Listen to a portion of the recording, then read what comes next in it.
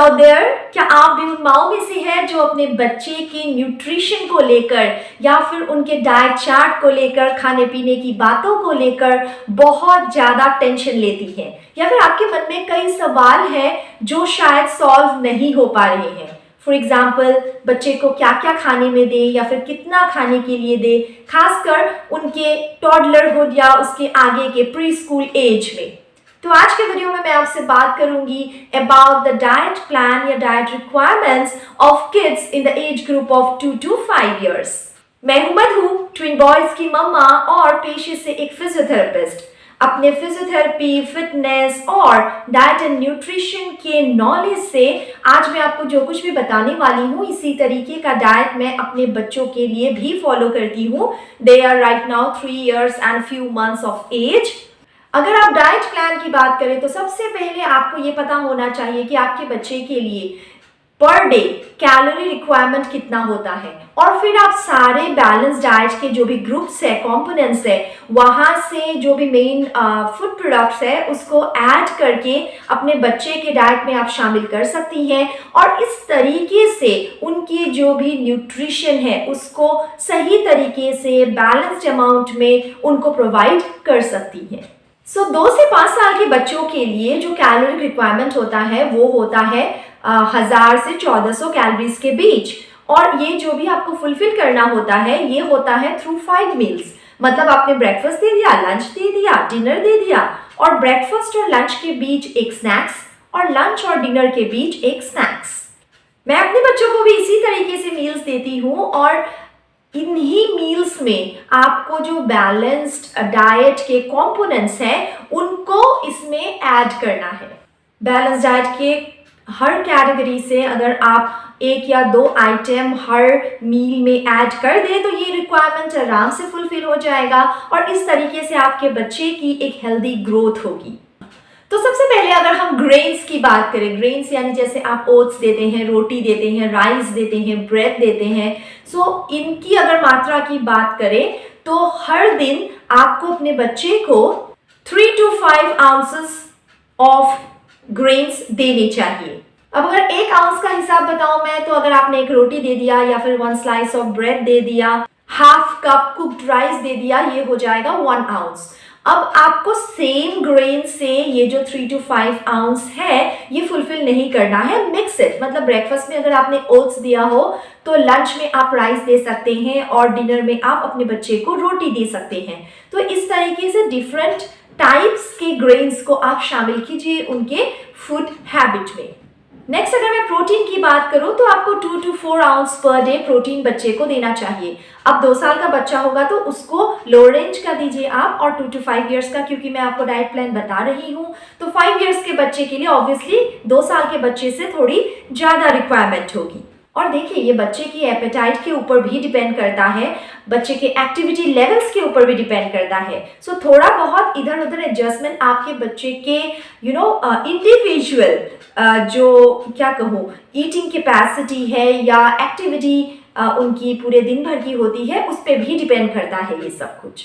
मैं आपको अगर हिसाब बता दूं, 1 ounce हो जाता है फॉर एग्जाम्पल 1 egg, या फिर किसी दाल को आपने बनाया हो तो 1/4 कप ऑफ दाल, या फिर 1 teaspoonful ऑफ पीनट बटर, ये होता है 1 ounce। इसके हिसाब से आपको अगर 2 ounce पूरे करने हैं मिक्स इट, मतलब वेराइटी आप लाइए। मतलब एक मील में अगर आपने दाल दिया हो, आप नाश्ते में या फिर आप स्नैक्स में उनको पीनट बटर दे सकते हैं रोटी के साथ या ब्रेड के साथ, और अगर इस तरीके से आप करेंगे तो आराम से उनकी दिन भर की प्रोटीन रिक्वायरमेंट पूरी हो जाएगी।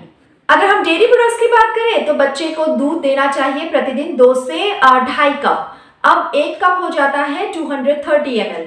इसे आप क्या कर सकते हैं, मॉर्निंग और इवनिंग में बांट कर अपने बच्चे को दे सकते हैं। सुबह 1 कप दे दिया, शाम को 1 कप दे दिया। कुछ बच्चे क्या करते हैं, सुबह उठकर ही दूध पीना पसंद करते हैं, जैसे मेरे बच्चे। आप नाश्ते में उन्हें दूध दे तो उनको इतना अच्छा नहीं लगता। मैं क्या करती हूँ, उनके उठते ही उनको दूध दे देती हूँ, और थोड़ी देर बाद वो नाश्ता करते हैं। सुबह और शाम आप बांट कर 1 कप बच्चे को दे सकते हैं मिल्क। और अगर बच्चे को मिल्क नहीं पसंद है तो आप योगर्ट दे सकते हैं, यानी दही दे सकते हैं, चीज दे सकते हैं, पनीर दे सकते हैं।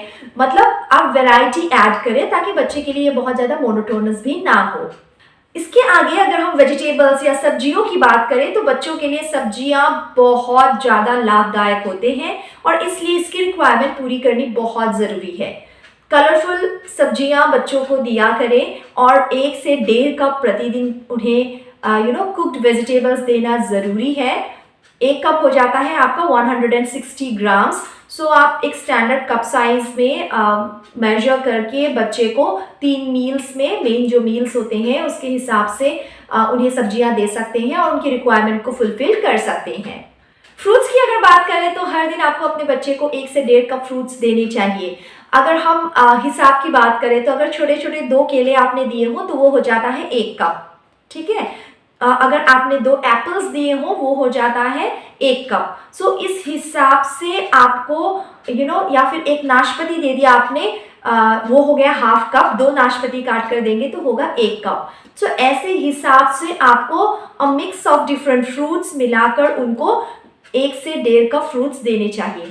सो एज के हिसाब से 2 से 3 साल का बच्चा है तो उन्हें 1 कप दीजिए, और अगर 3 से 5 साल का बच्चा है तो आप क्वांटिटी को थोड़ा थोड़ा इंक्रीज करके 1.5 कप तक उनको दे सकते हैं। यूजुअली बहुत अच्छा होता है अगर आप स्नैक्स में, स्पेशली मॉर्निंग हाफ में, अपने बच्चे को ये फ्रूट्स दें।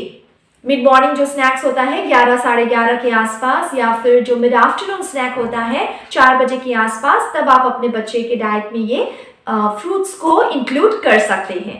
सो इस तरीके से आप प्लान करेंगे तो बच्चों की जो भी न्यूट्रिशनल रिक्वायरमेंट्स होंगे वो पूरे आराम से हो जाएंगे।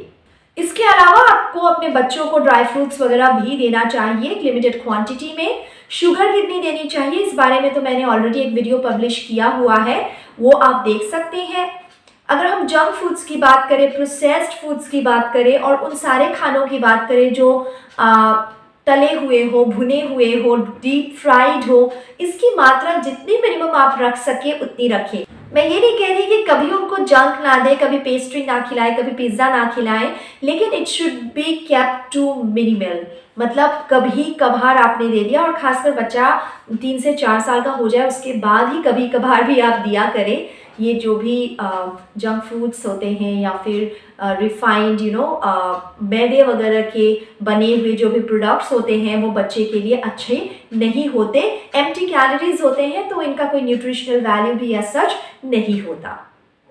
उम्मीद करती हूँ आपको ये वीडियो अच्छा लगा होगा। ऐसे ही इंफॉर्मेटिव कंटेंट के लिए मेरे चैनल को सब्सक्राइब कर लीजिए।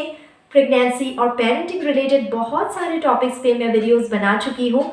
अगर आपको कंटेंट अच्छा लगे तो अपने फ्रेंड्स एंड फैमिली, जिनको भी इन वीडियोस से फ़ायदा पहुँच सकता है, उनमें शेयर ज़रूर करें। Thank you so much. See you soon.